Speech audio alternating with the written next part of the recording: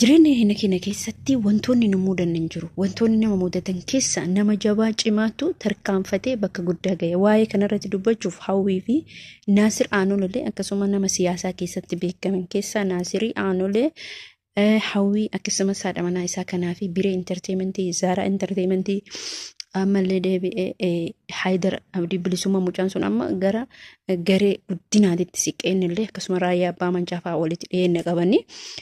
Ijoolleen ciccimoo kana keessa Hawwiin akkasuma amantaa biraa oduu qabdu yoo miliixee abbaa manaa isii Naasir Aanolee. Waa'ee Hawwii jechuun jireenya isii keessatti waa'ee kan dabarsite keessa isii takkaadha jechuudha. Assalaamu alaykum warahmatullahi wabarakaatu jirtu akkam nagaa keessanii fayyaa keessan isin jecha anillee nagaa qoota alhamdulillah galatti rabbi.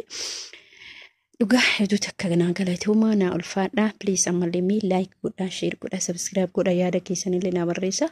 Namoonni tokko yaada garagaraa nama arrabsuu nama qeeqooma tokko rakkoon qabu. Ni fudhanna maaliif namaaf hedduun kenninu nama arrabsu nama nu qeequs nama nu arrabsus nuuf namni sun yoo si arrabse faayidaa si qaba.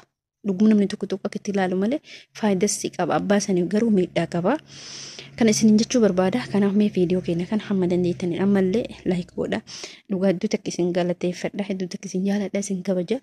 Asin nagahuu keessanitti dhugumatti baay'ee isin kabaja.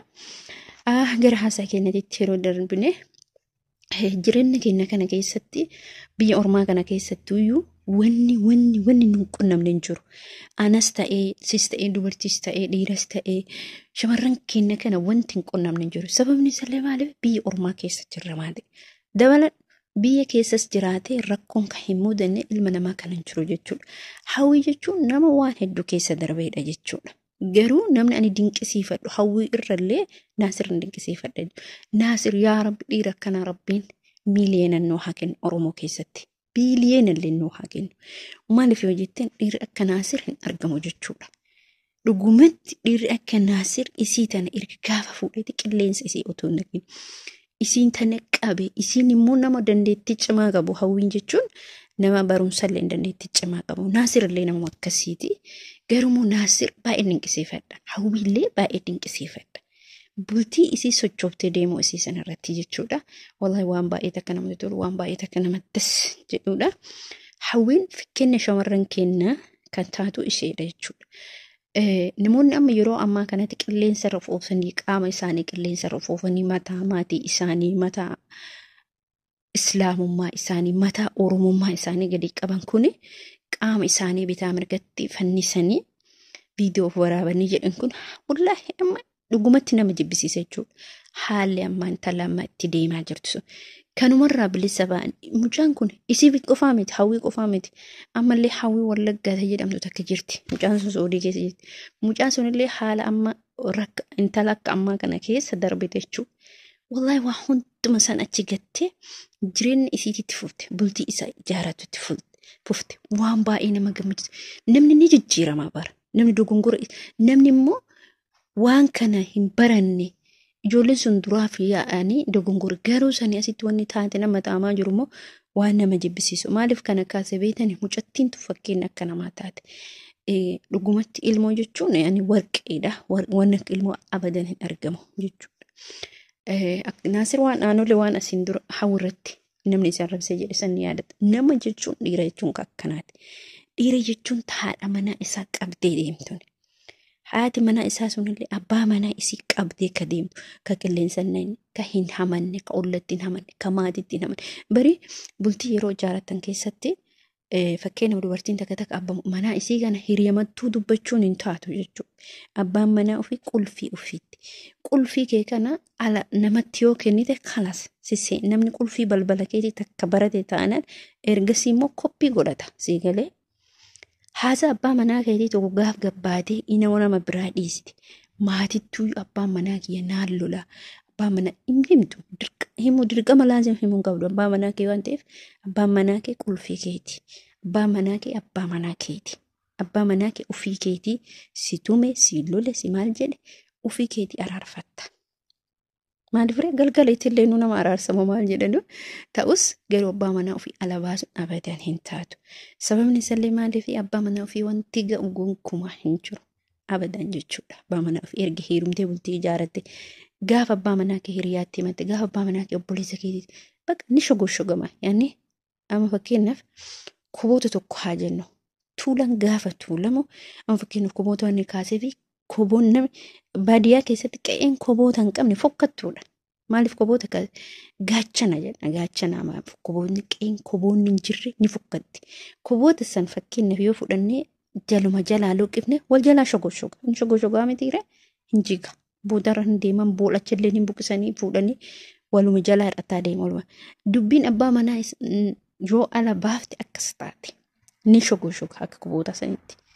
Ni yaani bakka hunda wal ga'a. Isin egalee abbaa manaa keessan abadan warroonni dhiirallee haadha manaa keessan sadii afur fuudhuu miti bara. Dubbiin akkasii miti. Dubbiin akka Naasir Aanoolee bichaa miti. Ijoollee hedduutu jira. Haadha manaa isaanii qabanii deeman. Gana gizeetu godhe malee haati manaa ofii akka shari'aa islaamattis akka nama kamittu akka aadaa Oromootittis haati manaa ofii kabajamtuudha.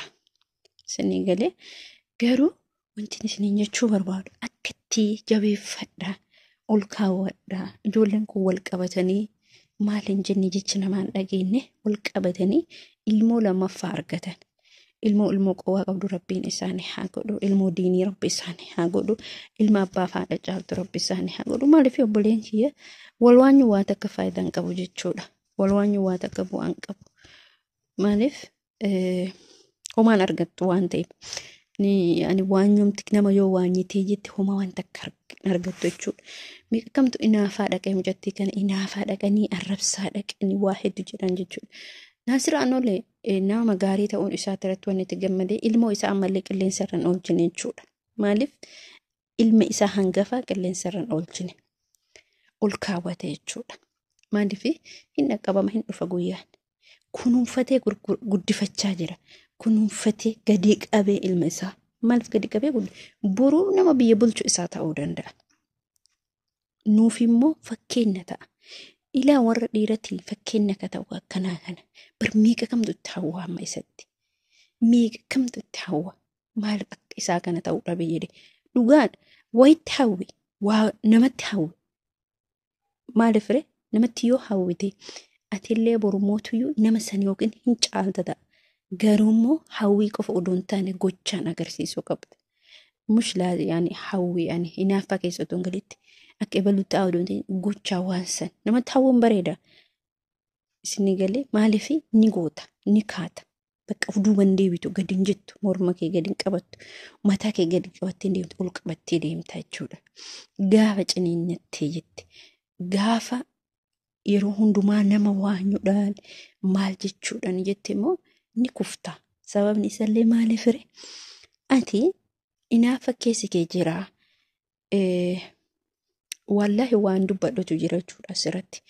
Gaafa tokko dhugaa dubbachuuf namni waan kana inshallah viidiyoo irra namni gaafa ati kufterra gaafa ati kufte gaafa ati isaan jala oolte si jaalatu. Maaliif ree isaan jala jirtaa isaantu sii qica isaantu maasii godha isaantu sii kenna birrii takkas ta'e lamas ta'e gaafa kana argatan namni akka ati guddattu guddina kee hin barbaadu. Namni maaliif guddina kee hin barbaanne ree kadhaa birrii takka kadhaa birrii lama yookiin immoo bakka hodhu tana ilkaan sitti addeessa ilkaan kana sitti addeessa sii galee sababni isallee maaliif bakka yaani ilkaan sitti addeessa malee keessa isaa yaani birrii sii kennu sanarratti gammadee miti beeke. Isaa gadi ta'uutti itti yaani isaa gadi jirtaa miti fakkeenyaaf sababa sanii birrii san sitti kenna waan isaa gadi ta'e harka isaa eeggattuuf dubbiin akkasii miti. Namni kamuu nama akka namummaa isaa hojiin isaatii fi isallee akkuma nama isaaniitti dandeettiin adda ta'u malee waan fedhe hojjetee bakka fedhe ga'uu danda'a. Sammuun kun addas ta'u hojii kamuu hojjetee namni bakka guddaa ni ga'a.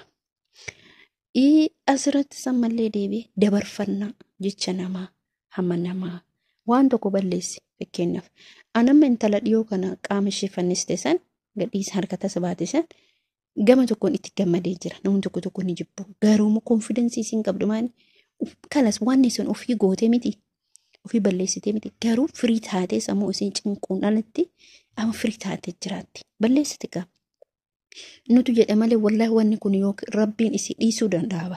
yaa uummata kee rabbiin si dhiisuu danda'a. Tarii mucattiin kun dogongora irratti jaalala hamaa keessa gaafa galtu. Shamarran gaafa jaalala hamaa keessa galtu waan gootu hin beektu nama sayyoo jaalatte. Dhiironni immoo sagalee mucattii takkatu jira. Wallaahi qilleensuma mucaa argitee hin beektu kanumatti sagalee isaa jaalattee maraatti qiljettee jechuudha.